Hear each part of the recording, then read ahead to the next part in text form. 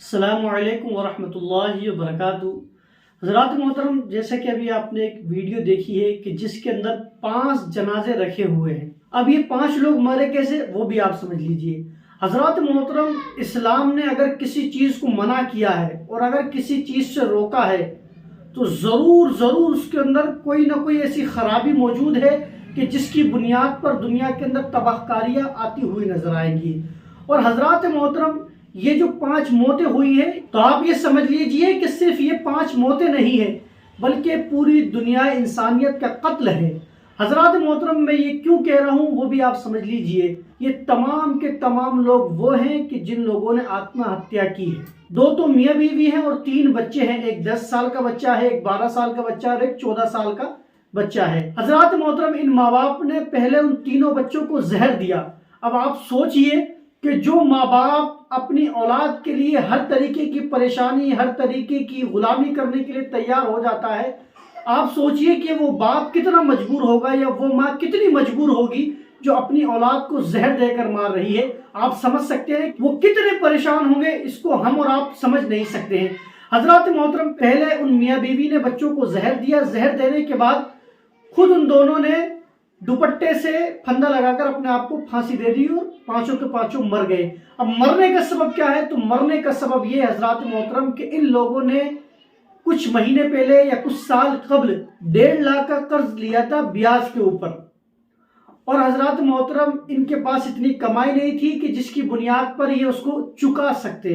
ایک تو 1.5 لاکھ لیا ہے تو ظاہر بات ہے کہ جب 1.5 لاکھ لیا ہے تو اس کا زیادہ ہی انہیں چکانا ہے، کیونکہ بیاج کا یہ اصول ہے، جتنا دیا جاتا ہے اس سے زیادہ لیا جاتا ہے۔ تو حضرات محترم ان لوگوں نے لے لیا اور یہ لوگ چکا نہ سکے تو ایک شہر میں رہتے تھے، یہ قصبے کے اندر یہ رہتے تھے، تو سود والے نے وہاں ان کو پریشان کرنا شروع کیا، تو یہ لوگ ایک جگہ سے دوسری جگہ چلے گئے، وہاں بھی وہ سود والا ان کو پریشان کرنے کے لیے برابر آتا رہا۔ دیکھیے حضرات محترم، یہ ظاہر بات ہے کہ کسی نے آپ کو پیسہ دیا ہے تو وہ آپ سے لے گا ہی لے گا، اس میں کوئی دو رائے والی بات نہیں ہے، لیکن سود کے اوپر اسلام نے منع کیوں کیا اور کتنی خرابی ہے سود کے اندر؟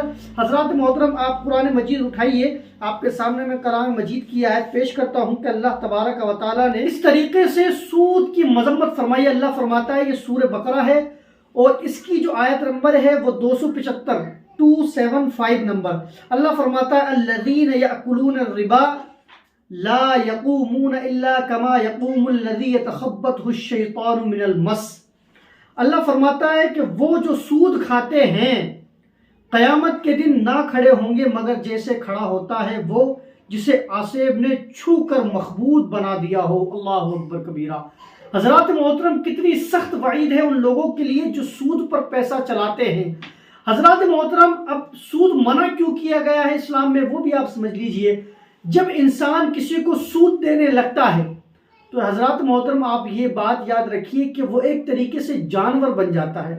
وہ کیوں جانور بن جاتا ہے وہ بھی آپ سمجھیے، کیونکہ جب انسان کسی کو سود دینے لگتا ہے تو وہ یہ چاہتا ہے کہ ہر انسان مجبور ہی رہے، ہر انسان پریشان ہی رہے، ہر انسان تکلیف میں ہی رہے، اور جب وہ تکلیف میں رہے گا تو میرے پاس آئے گا اور میں اس کو پیسہ دوں گا اور وہ اس کے اوپر سود دیتا ہوا نظر آئے گا، اور مزدوروں کی طرح، جانوروں کی طرح وہ پیسہ بھرتا ہوا نظر آئے گا، مگر اس کی اصل قیمت تو چھوڑو، انسان سود تک نہیں چکا پاتا ہے۔